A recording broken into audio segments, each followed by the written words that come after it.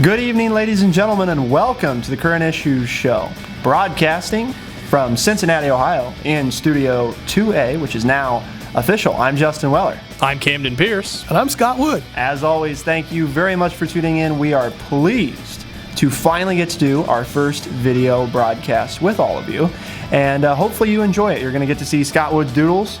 You can't see it, but on the wall behind us, we have a picture of the tree. So we're keeping with Scott Wood's ability to reference the tree.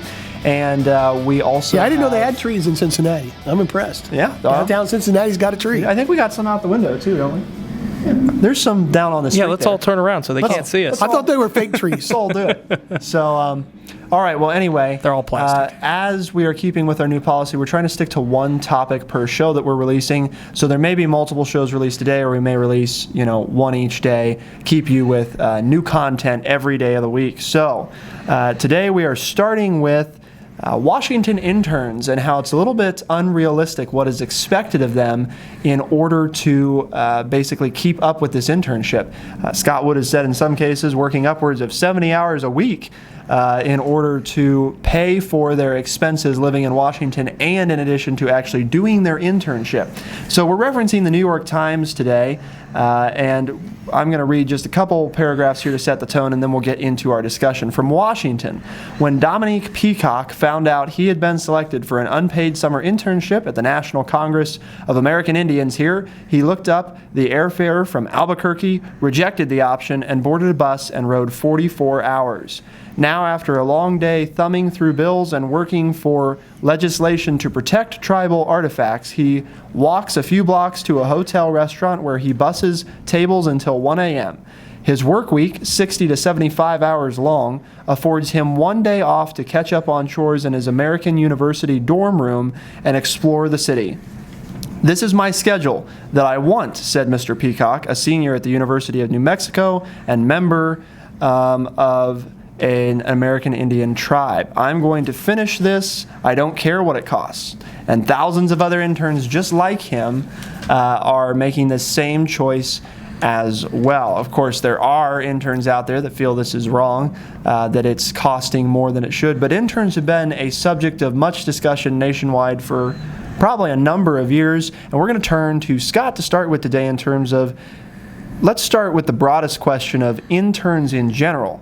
Should it be legal for you as a company to have people working for you for free in exchange for the experience that they're gaining? Well, the big problem is that they argue is that it's going to lower the income in the local cities, because you have people doing work for free that could be someone else could have that job and get paid for it. So right. All of a sudden then salaries are depressed in the area, so the median income goes down, and it makes it a lot harder to live. So that's probably the biggest thing, is that this free, quote, free labor actually takes away paying jobs from people who live in the community. Gotcha. What do you think, Cam, about, so we have Scott with it, takes paying jobs away, potentially paying jobs away from people in the community. However, the law does say that internships are supposed to be positions that are not essential to company operations. In other words, they're things that if they don't exist, the company wouldn't need them. They are above and beyond what is needed. They're not a position that would be filled by paid staff members. And it actually says that in most intern legislation. True Chat's had a number of interns, and we have to be careful with that because it is one of those things where you can't replace essential personnel with an intern. So what do we think, Cam, about interns in general? This is a good, bad thing? Should companies be allowed to do this? You agree with Scott's point? Well, give us your thoughts. As you just stated, I mean, True Chat has had interns before, and we've had them in different cities, not just the one that we're in currently in Cincinnati, but in many different cities that we've set up. So I'm not necessarily against the internship process, because it definitely is a relationship between the college level student, and the businesses that they want and the field that they want to go work into because it allows them to get that experience, and it sort of is kind of a give and take between the colleges, and it's worth their time to get students this kind of experience because it helps them recruit students later on because they have such good relationships with the businesses, but the businesses ain't going to give it up for free. So I think it does more good than it hurts. Obviously, an internship in D.C., in our nation's capital, is going to be highly coveted. I think you're going to have a lot of these different interns who are like, yes, I want this, I'm smart enough for this, and they're going to have to work for it. And sadly, that's the economic state that we're in a little bit right now. I think it does more good than the people that it hurts. And I wish Mr. Peacock, this kid, didn't have to work this hard, but I'm glad he is because I think he's going to come out of this thing with a lot of really good life experience. But see, some people don't have to work. There's another person mentioned who's working for free for a member of the House of Representatives, and her parents are paying her rent because she comes from a wealthy family.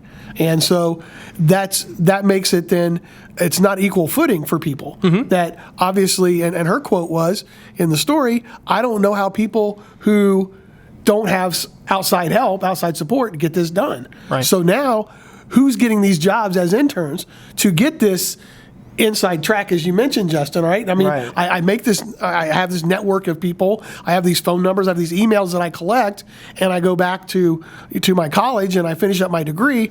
I have all these different people I can contact now to get a job, but the reason I have it is because I came from a wealthy family to begin with.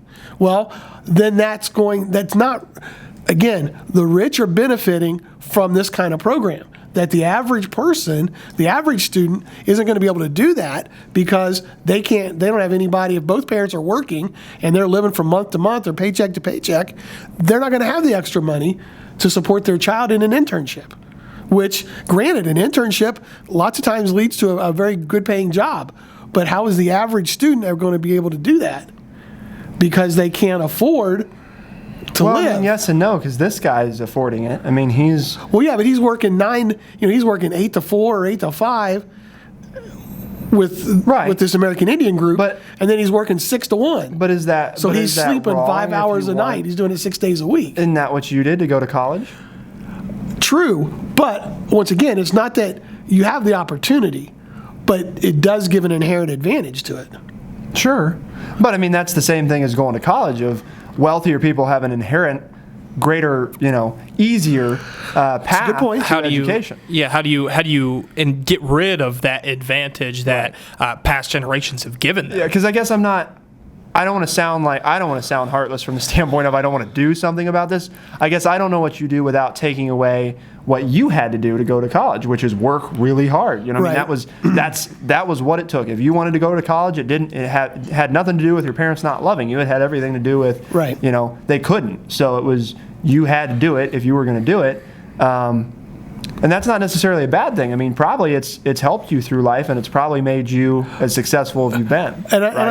Yes, I would agree. Correct me if you. No, I would agree with that. But we're talking here about interns. We're talking about people who have applied for a position and have been chosen on their merit, or at least let's hope so. Right. That it's on their merit. Hopefully. And so, therefore, how good of a job are they doing if they have to work a 40-hour work week on top of a 40-hour work week?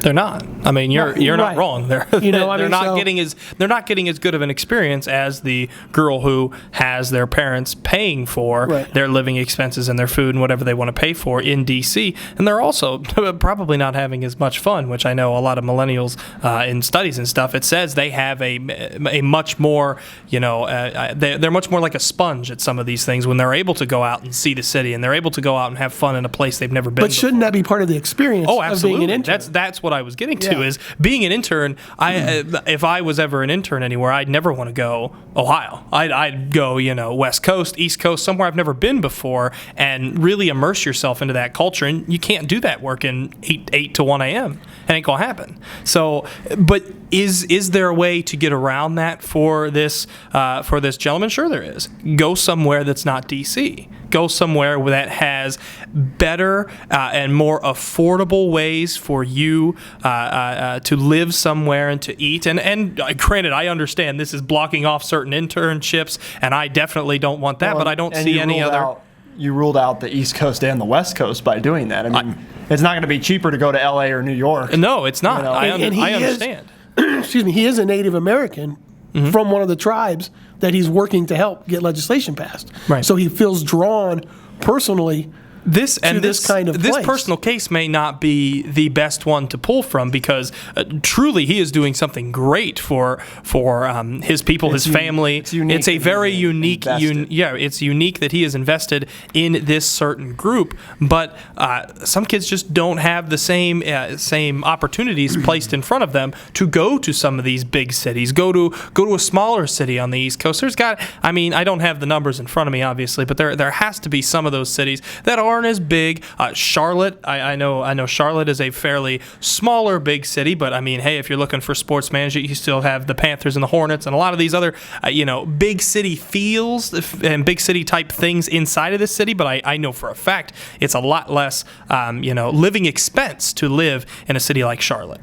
But that's just one example that they could go to get that big city feel, get away from home, and still have an internship, just not pay the ludicrous amounts of money that you'd have to pay for D.C. because they can't even make apartments fast enough for all the kids that want to move to New York and D.C. and all these East Coast cities. Right. Well, and a lot of times they're doing what these kids did, which is living in dorm housing. Right. But there's also a number of companies that I'm aware of, and maybe this is part of the solution, is you turn to the companies, not necessarily to pay them, but for example, I know No Labels, which is one of our network shows, and and they're probably a lot more responsible than your average everyday company is, but they are a good example of when they have interns, usually they provide housing and they provide a stipend for them of X amount every month. Now, is that enough to cover everything? No, but I mean, it makes it way more manageable. You don't have to work 40 hours a week at another job in order to make ends meet. You can work 10 hours or 20 hours at something else, which is then perfectly manageable, especially since most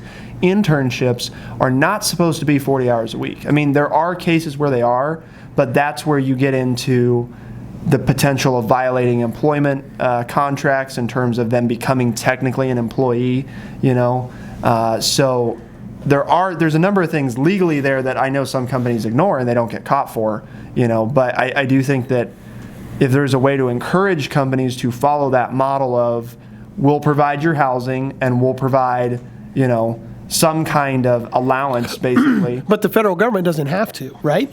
Right. With their interns. I mean, companies have that stipulation, but the federal government doesn't have, or federal agencies don't have those stipulations. No, well, I mean, like if you're an intern, for example, in the White House, you're not, that doesn't mean that you're getting all these benefits, other than, of course, the benefit of saying that you were an intern in the White House, which, of course, is going to be a huge benefit later on, but you have to be able to handle that while you're there. But why should the government get a pass that companies aren't?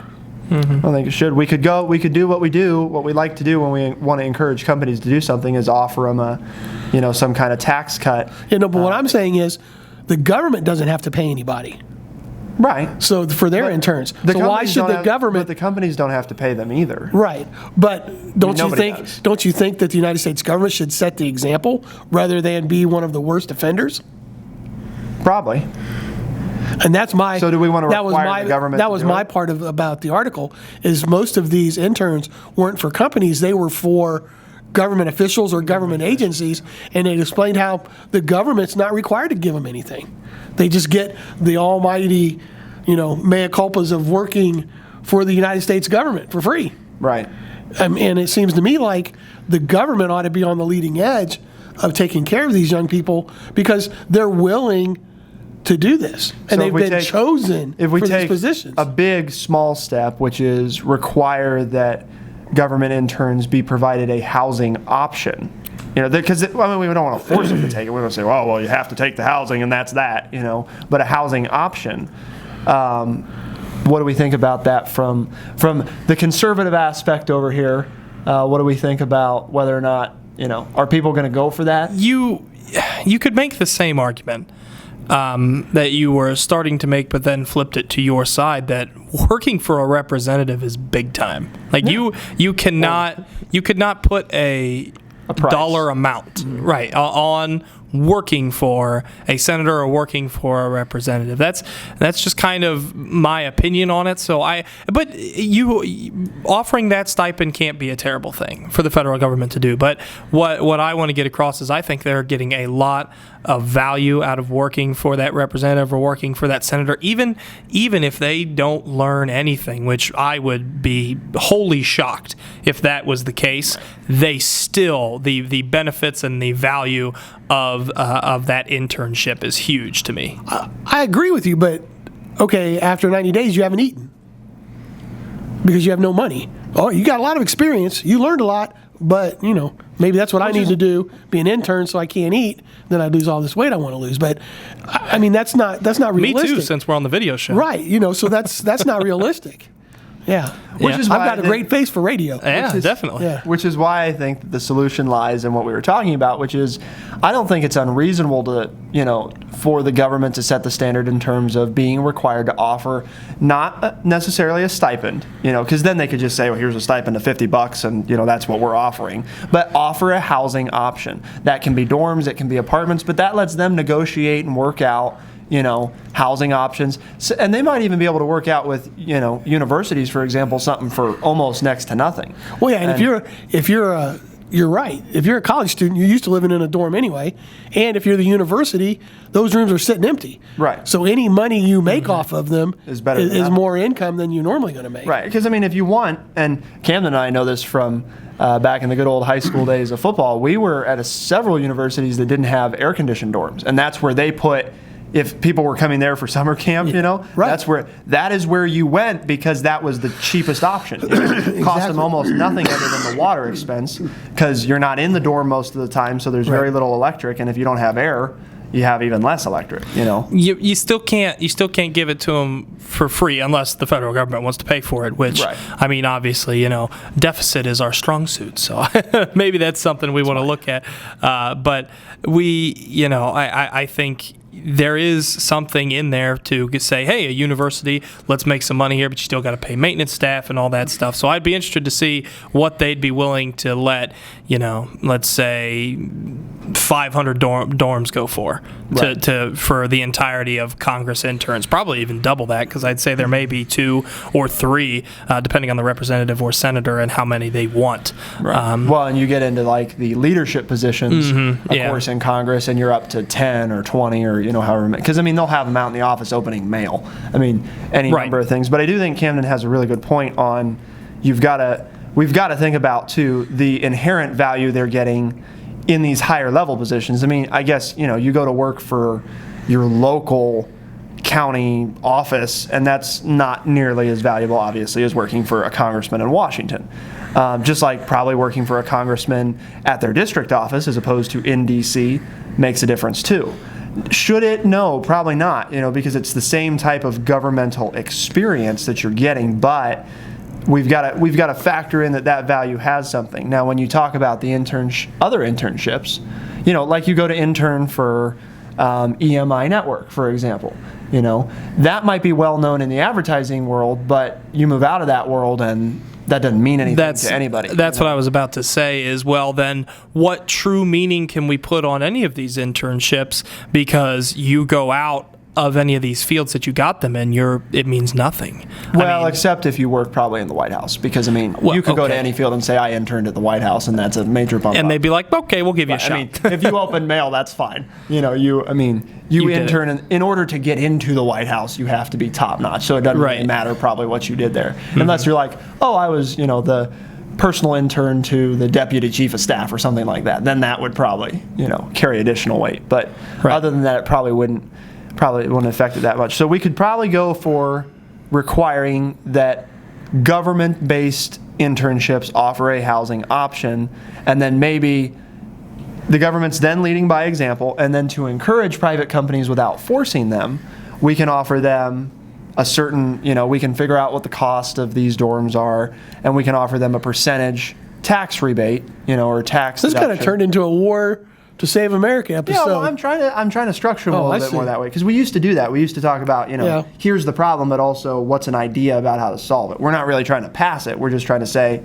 if this is something that we can agree on. And I think that's more than fair, because we're not going to force private companies. We're going to say, here's here's a benefit of doing that, which of course is good for the government because the more people in the labor force and the more people that have internships, the more people there will be in higher paying jobs equals more taxes. You know, so it's a indirect correlation to more income for the federal government, which is always a good thing. And investing, of course, in the future of these kids, because you might be paying for housing for them for 3 months, and they're going to get a job that pays them upwards of $60,000 a year for their life. So that I think is an important thing too. Of our investment is tiny with this tax return. Right. We're not losing that much in the grand scheme of things because we're definitely going to earn it back, or we should, in taxes later on. Would be the thinking. Do you think the logic's sound there, Scott? It's logical. Okay. Yep. Does that work? Do you think that's Yeah, enough? do you think that's a start? I Right. would be okay with that. I think, as where I stand politically, I would be okay with that. I wouldn't have a big problem with that. What do you think? No, I would think it would probably still cost someone something though. Right. I don't think you can make a straight up deal that the universities it'll probably cost the government So something. you think the government would pay it in full? I see the saying government has saying to a housing option doesn't necessarily mean the kids get it for free. You know what I mean? Like, are we giving it to the kids for Okay. free? I see what you're saying. And that's what I was assuming. Okay. Is you have to provide them a free housing option. Okay, well that is much different than providing them a housing option. Yes. I know. I see what you mean. Yeah. You're thinking it in. I'm thinking in my head, and I didn't think it was necessary to say that. But it's a minimal cost. Right. Right. And that's what I was mean, saying. I think And I don't. maybe we change. Maybe You're we looking change, at a dorm room, maybe it's $100 a week. Right. For Right. 10 weeks is $1,000 per intern for the government. They have 1,000 interns. You're still only looking at what? Maybe the other- 100,000? maybe which the is a other- drop in the bucket. Yeah, I mean, they pay more for tissues. Right. We got to wrap up, but maybe the other thing that we consider doing to help with this is change the legislation that if you're providing a housing option and you provide a stipend, then you are allowed to use interns to do more intensive tasks. Like, they don't have to be secondary staff, or they don't have to be support staff. They can be like truly, Then general position. stipend's got to have a minimum, and it's Right. obviously because they can offer the $50 right. stipend. It's obviously regional based. Yeah. So we'd want to base it regionally, come up with something that's acceptable to say this is what it would cost for food. We're providing your housing, so you don't have that, and here's what your food expense is, and a little bit for miscellaneous, And if you're driving, we're gonna take into account you have to provide housing that's within reasonable distance of, again, you don't want internship at True Chat in Cincinnati to have a housing option in Dayton, because that's, if they're coming from across the country, now what? Because they don't have a car. So we offered them a housing option and they didn't take it.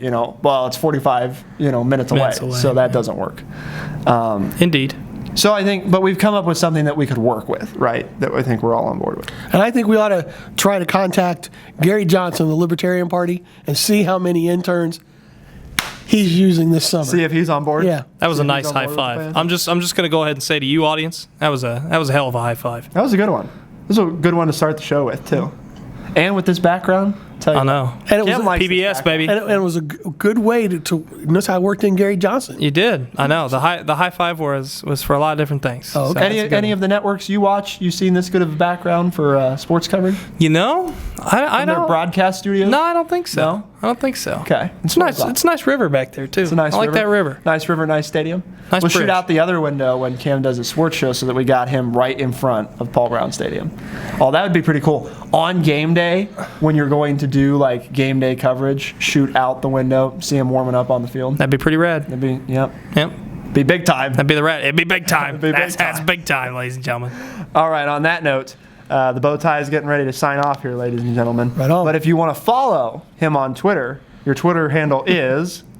Respect the bow tie. Only one T though. Only right. one T. Only one Figure T. it out where the T is. Yeah. Whether it's with the respect or the. Yeah. Or tie. Actually, yeah. Actually, there's two T's, just not back to back. Oh, boy. Right. That is true. All right, on that note, ladies and gentlemen, as always... Figure it out, as Donald Trump would say. Yeah, figure it out. Just figure it out. Figure I'm it not out. going to say. Just figure it out. All right, ladies and gentlemen, thank you very much for tuning in for the Current Issues Show on True Chat, broadcasting from Cincinnati, Ohio, on this Wednesday, July 6th, 2016. I'm Justin Weller. I'm Camden Pierce. And with no pause, I'm Scott Wood. As always, see, we're in the same room though, so that's why no pause. You're on no it, pause. as you can Okay. see. You're ready. As always, thank you very much for tuning in, and we'll see you next time on the Current Issues Show. Be the change.